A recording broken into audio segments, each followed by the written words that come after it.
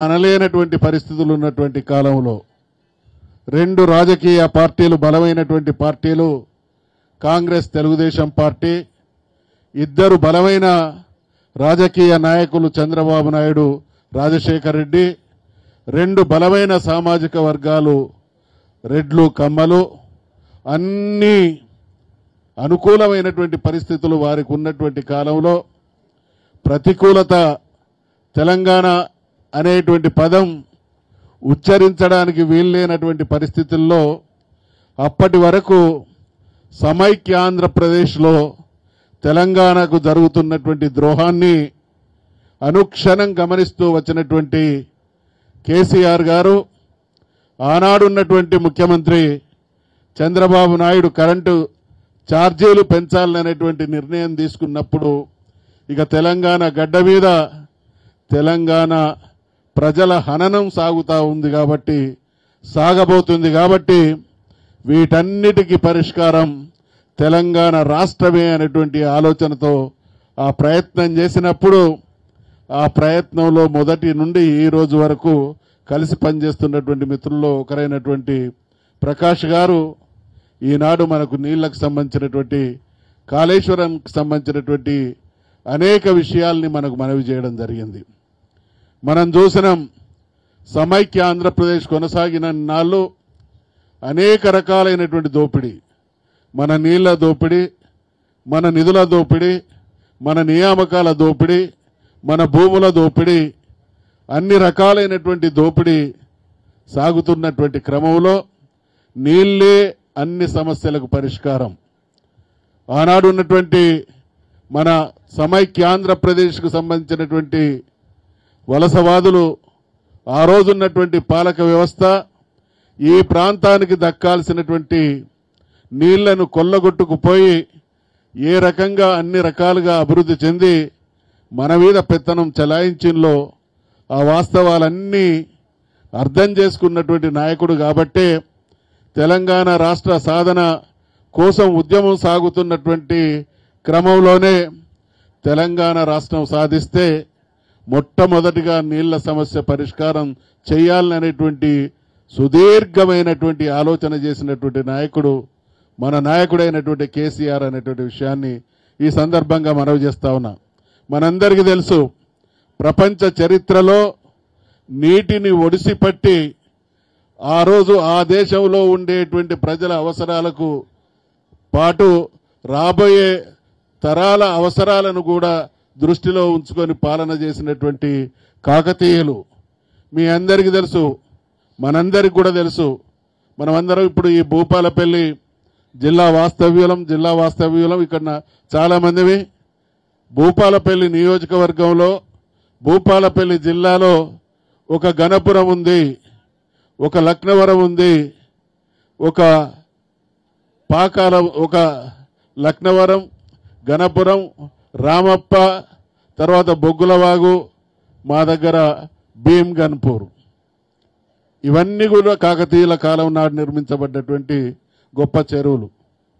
మీకు తెలుసు సోదరులు ప్రకాష్ గారికి ఐడియా ఉంది, మాల్తస్ అనేటువంటి జనాభా శాస్త్రవేత్త ఆ రోజున్నటువంటి ప్రపంచ జనాభాను గురించి చెబుతూ ప్రతి 20-25 సంవత్సరాలకు ఒకసారి ప్రపంచ జనాభా పెరుగుతుంది అనేటువంటి సూత్రీకరణ చేస్తే ఆ సూత్రీకరణ ప్రకారం చూస్తే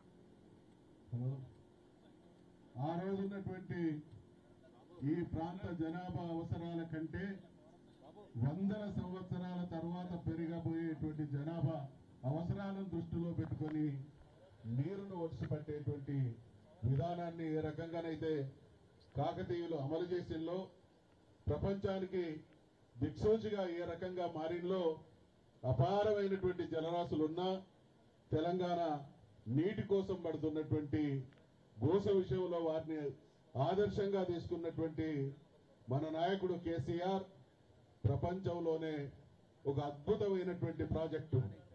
ఈరోజు కాళేశ్వరం ప్రాజెక్టు అనంటే ఏ దేశంలో ఏ ప్రభుత్వం కూడా చేయనటువంటి నిర్మించినటువంటి అపురూపమైనటువంటి ప్రాజెక్టును కట్టినటువంటి ఘనత తెలంగాణను అన్ని రంగాల్లో అద్భుతమైనటువంటి అభివృద్ధిలో తీసుకుపోతున్నటువంటి విషయాన్ని అర్థం చేసుకుంటే ఈరోజు కాంగ్రెస్ పార్టీ అంటే తెలంగాణ పాలిట ద్రోహం, కాంగ్రెస్ పార్టీ అంటే తెలంగాణ పాలిట మోసం, కాంగ్రెస్ పార్టీ అంటే తెలంగాణకు దాపురించినటువంటి శని.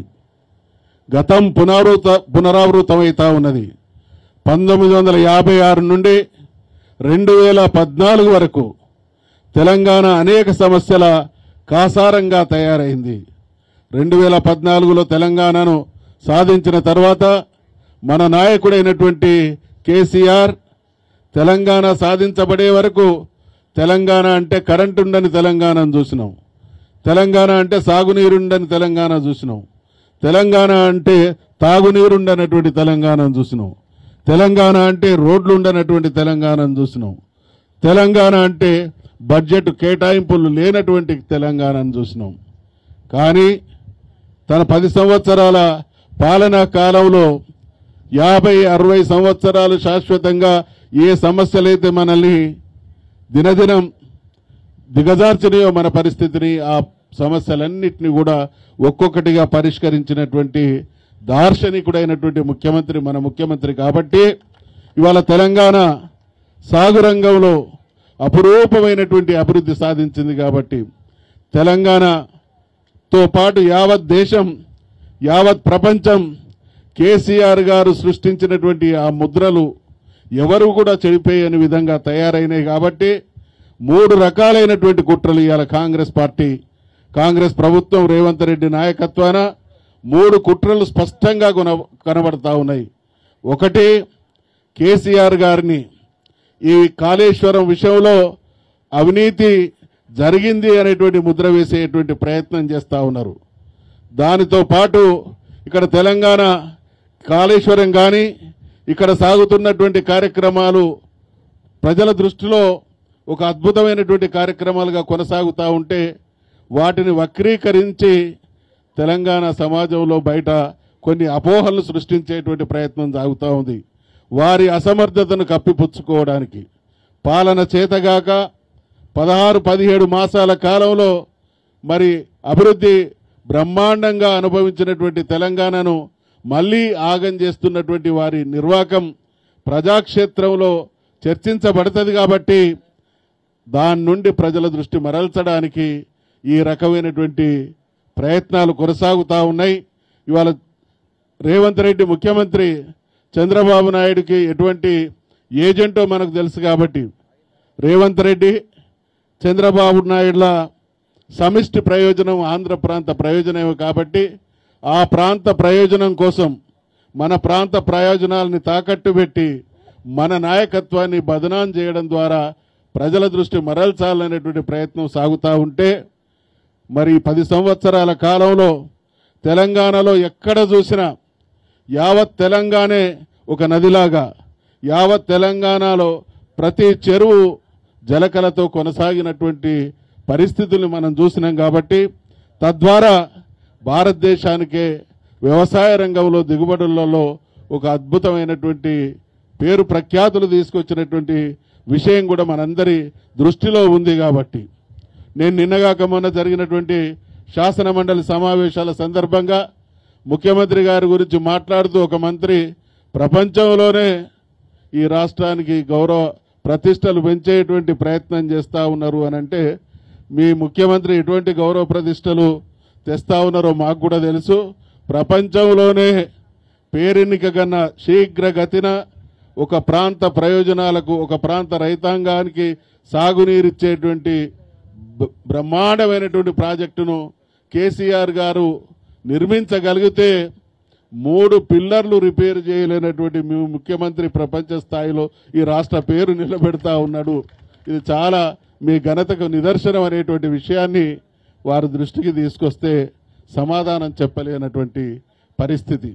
అంటే ఇంతటి భారీ ప్రాజెక్టును మన నాయకుడు నిర్మిస్తే 2-3 పిల్లర్లను కూడా రిపేర్ చేయలేనటువంటి పరిస్థితుల్లో ఆ పిల్లర్ల గురించి మన వాళ్ళందరూ కూడా సోదాహరణగా వివరించడం జరిగింది. కాబట్టి తన అసమర్థతను ఎదుటి వాళ్ళ మీద దుష్ప్రచారంగా వారి వ్యక్తిత్వాన్ని హననం చేసేటువంటి ప్రయత్నం ఈరోజు కొనసాగుతున్నది. కాబట్టి ఖచ్చితంగా కాళేశ్వరం అనేది మనందరికీ ఈ ప్రాంత ప్రయోజనాలకు ఒక జీవధార జీవనాడి. కాబట్టి ఈ కార్యక్రమం ఈరోజు ఇక్కడ మనం తీసుకున్నటువంటి ఈ కార్యక్రమాన్ని ఇంకా విస్తృతంగా ప్రజాక్షేత్రంలోకి తీసుకుపోవాల్సినటువంటి అవసరం ఉంది అనేటువంటి విషయాన్ని మనవి చేస్తూ మరి కాళేశ్వరం క్షేత్రంగా ఈ ఉద్యమ క్రమంలో ఏ పిలుపిచ్చినా మీతో పాటు మేము కూడా ఉంటాం. ఈ ప్రభుత్వం మెడలు వంచి ఈ ప్రాంత ప్రయోజనాలకు సోదరులు పుట్టమది గారు చెప్పినట్టు మరి ఇక్కడ ఉండేటువంటి నాయకుడే మేనిఫెస్టోను రాసినటువంటి మంత్రి గారు. కాబట్టి ఆ మంత్రి గారికి ఏమాత్రం ఈ ప్రాంత ప్రయోజనాల పట్ల చెప్పినటువంటి హామీల పట్ల మాటల పట్ల చిత్తశుద్ధి ఉన్నా ఈ వేదిక ద్వారా ఇక్కడ ఉండేటువంటి వక్తలందరూ వెలిపించినటువంటి అభిప్రాయాలని పరిగణలోకి తీసుకోవాలి.